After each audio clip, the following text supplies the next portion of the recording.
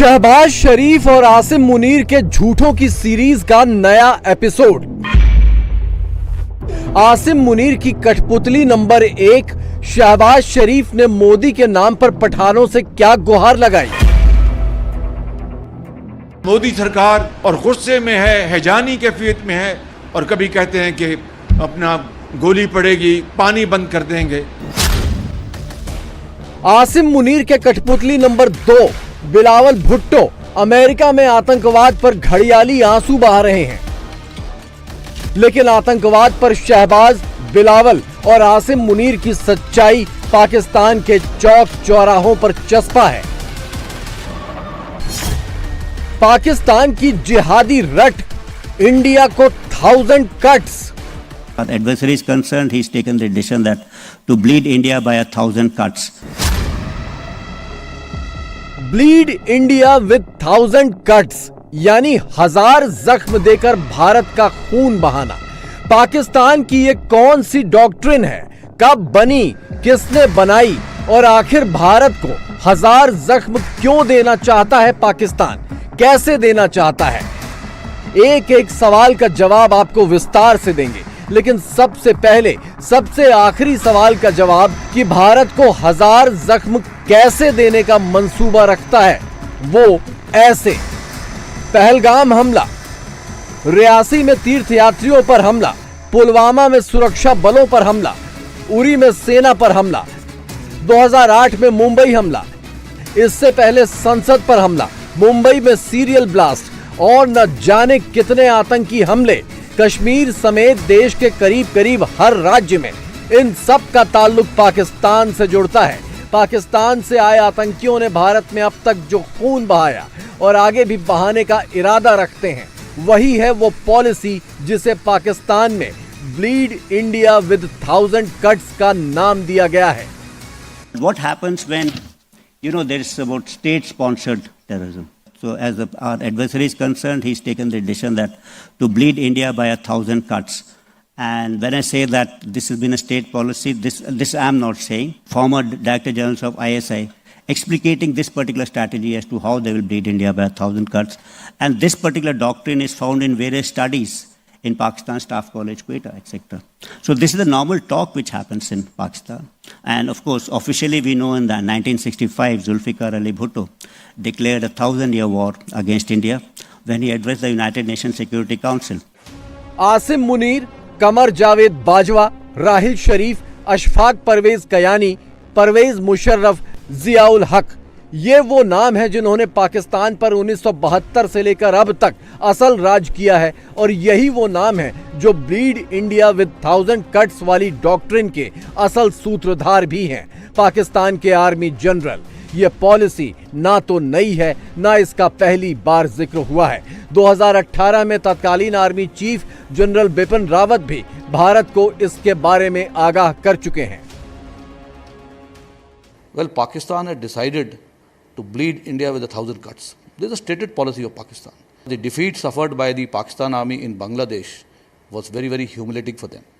And they have decided to come back and face their people by saying that we are avenging what we suffered in Bangladesh in this manner, by causing casualties to some of the security forces and creating mayhem amongst the people. Bharat के खिलाफ ये नफरती नीति भले ही पाकिस्तानी जनरलों ने आजमाई हो, लेकिन इसका असल आर्किटेक्ट है जुल्फिकार अली भुट्टो। 1965 की जंग हारने के बाद भुट्टो ने यूएनएससी में स्पीच दिया था। इसमें भुट्टो ने कहा था कि पाकिस्तान 1000 साल तक भारत से जंग लड़ेगा। इस सोच को पाकिस्तान में 1000-year वॉर डॉक्ट्रिन कहा गया, लेकिन 1971 में फिर से जंग हारने के बाद भुट्टो को समझ आ गया कि सीधी लड़ाई में वो भारत से कभी नहीं जीत सकते। लिहाजा भुट्टो ने अपनी 1000-year वॉर वाली पॉलिसी को बदलकर ब्लीड इंडिया विद 1000 cuts में तब्दील कर दिया। चारों जो जंग हुई उसमें पहल हमने की, पहल हिंदुस्तान की तरफ से नहीं हुई। अच्छा, क्या हुआ? क्या पहली बात तो ये कि पहली जंग आपकी 47-48 में हुई।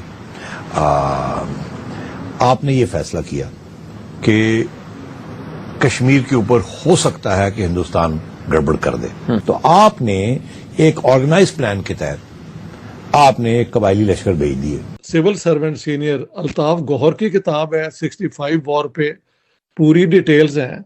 पाकिस्तान पे जंग नहीं इंडिया ने सौंपी, बल्कि तीनों जंगें जो हैं पाकिस्तान ने शुरू की हैं। 3 नहीं बल्कि 4 जंगें जो हैं पाकिस्तान ने इंडिया पे इम्पोज की हैं। जंग करके हम क्या कश्मीर नहीं ले सकते? जी, जंग के ज़मन में देख लीजिए कि पाकिस्तान ने कश्मीर के मामले में कई जंगें लड़ी हैं और तलख हकीकत यह है कि वो तमाम जंगें हमने हारी हैं। फ्लॉड प्लान बनाया था, प्लान फ्लॉड था ना, जिसमें नुकसान जो है वो जवानों का हुआ और छोटे अफसरों का हुआ जो कि मारे गए, वहां शहीद हो गए। दूसरी बात कि जिहादी के नाम पे, जिहाद के नाम पे, मुजाहिदीन के नाम पे ये सब कुछ किया गया, हालांकि उनको कॉन्फिडेंस पे भी नहीं लिया फुली, और वो एक किस्म के बदनाम हो गए क्योंकि लगता ऐसा था कि उनकी डिफीट हो गई। हाँ। ये अपनी तो मानने के लिए तैयार नहीं थे, तो जिहादियों के साथ भी तल्लुकात खराब हो गए। 1971 में पाकिस्तान 2 टुकड़े हो गया। इसी कसक में भुट्टो ने भारत को 1000 जख्म देकर खून बहाने की कसम खाई थी, लेकिन वो कुछ कर पाते इससे पहले जियाउल हक ने उन्हें फांसी पर लटका दिया। हालांकि जनरल जिया ने ही भारत के खिलाफ भुट्टो के नफरती प्लान को अमली जामा पहनाया था, और यही खूनी प्लान आज भी पाकिस्तानी आर्मी का मोटो है, जिसे जनरल आसिम मुनीर ने पहलगाम में साबित किया। पाकिस्तान की ब्लीड इंडिया विद 1000 कट्स वाली पॉलिसी किन चीजों पर टिकी है? पहला, जाली नोटों के जरिए इकोनॉमी को नुकसान पहुंचाना।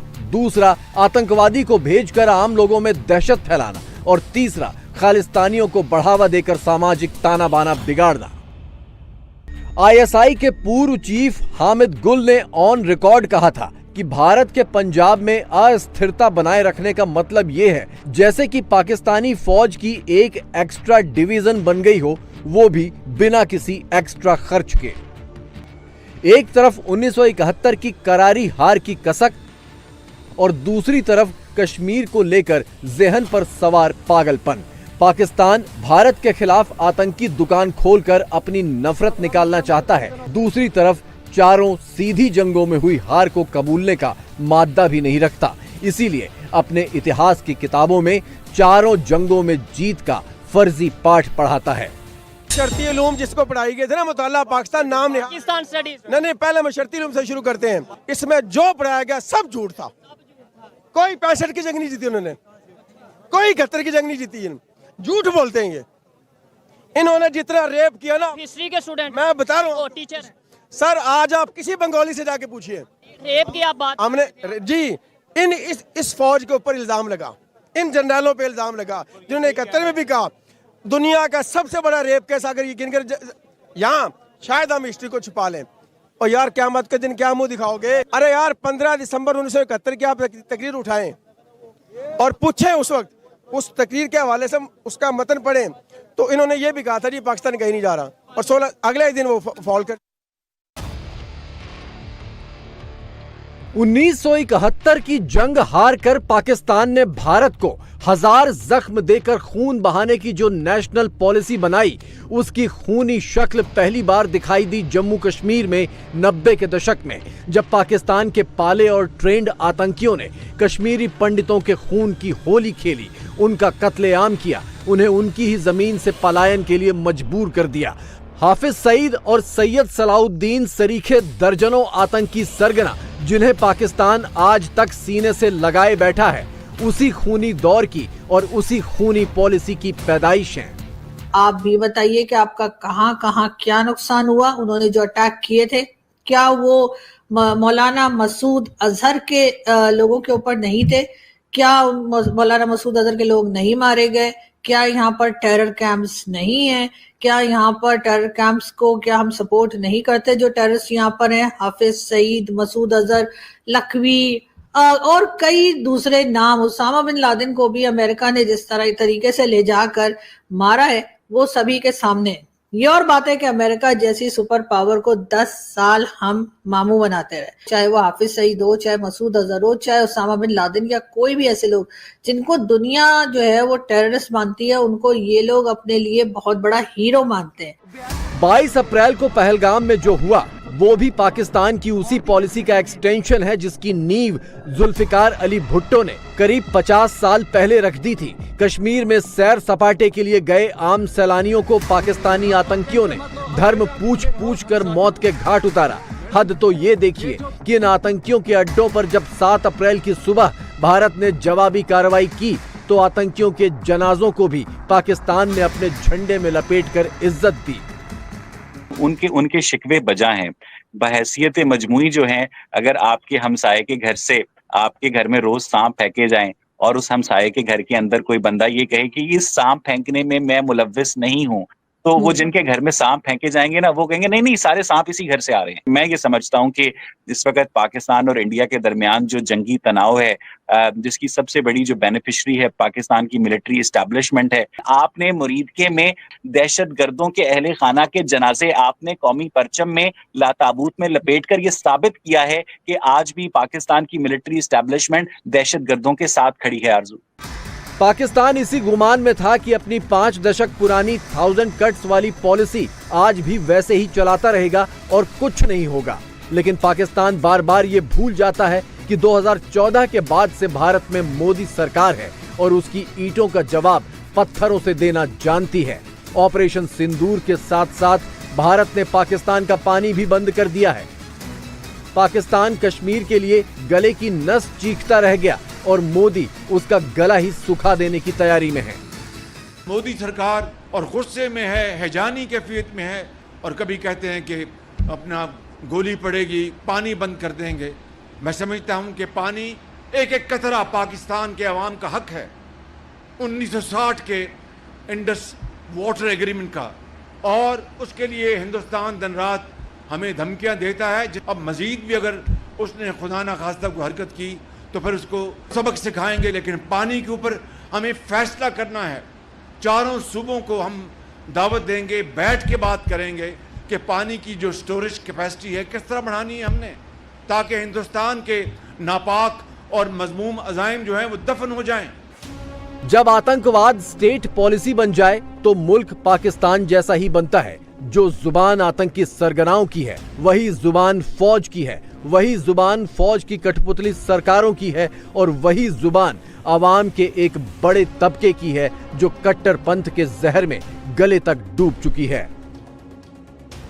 मुसलमान जो है ना ईमान की ताकत से लड़ते हैं। 71 में क्या हुआ था इन्फॉर्मेशन है? 90,000 की फौज वहाँ पे हथियार डाले। क्या इंडिया का मुकाबला कर सकते हैं मौजूदा हालात में, पावर के हिसाब से, ताकत के हिसाब से? कर सकते हैं। कैसे कर सकते हैं? हमारी ताकत है। कौन सी ताकत है? हमारे कलमे की ताकत। 4 जंगें लड़नी है, नुकसान आज कौन उठा रहा है? हम उठा रहे हैं, फिर भी हम जंग करेंगे जी। क्या पहचान है जी हमारी? अस्सलाम वालेकुम। वालेकुम अस्सलाम।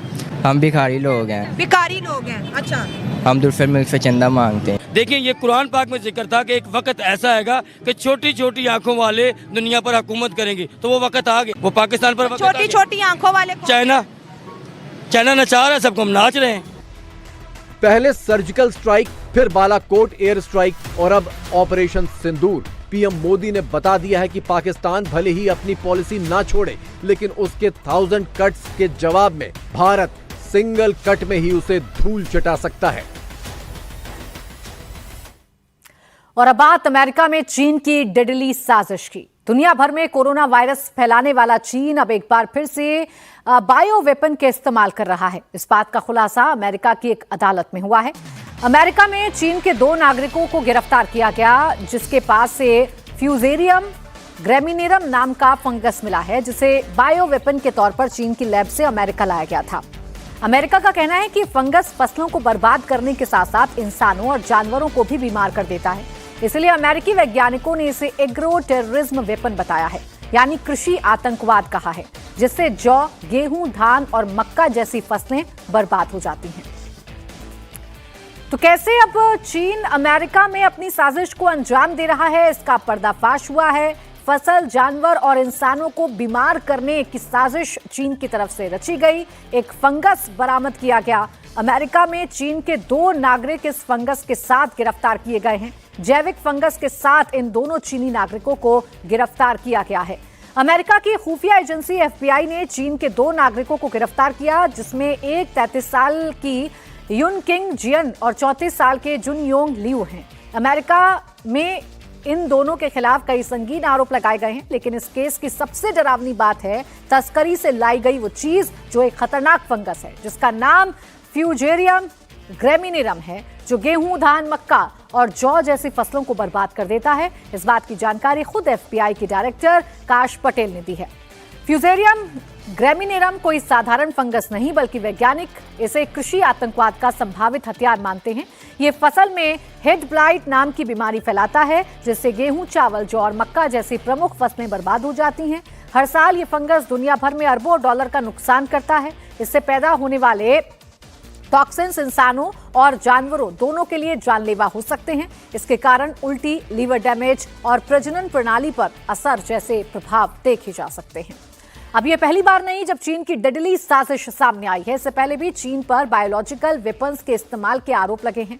दुनिया भर में कोरोना वायरस का जो कहर टूटा था, कहा जाता है कि इसे भी चीन के लैब से ही दुनिया भर में फैलाया गया और जिसने अब तक 70 लाख से ज्यादा लोगों की जान ली है।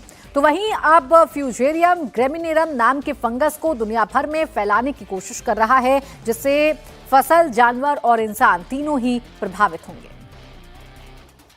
तो चीन की एक बार फिर जो डेडली साजिश है वो सामने आ चुकी है। कैसे फसल, जानवर और इंसानों को बर्बाद करने के लिए ये फंगस चीन ने तैयार किया और चीन के 2 नागरिक इस फंगस के साथ अमेरिका में पकड़े गए हैं। उससे समझ में आ रहा है कि कृषि आतंकवाद फैलाने की कोशिश चीन की तरफ से की गई है।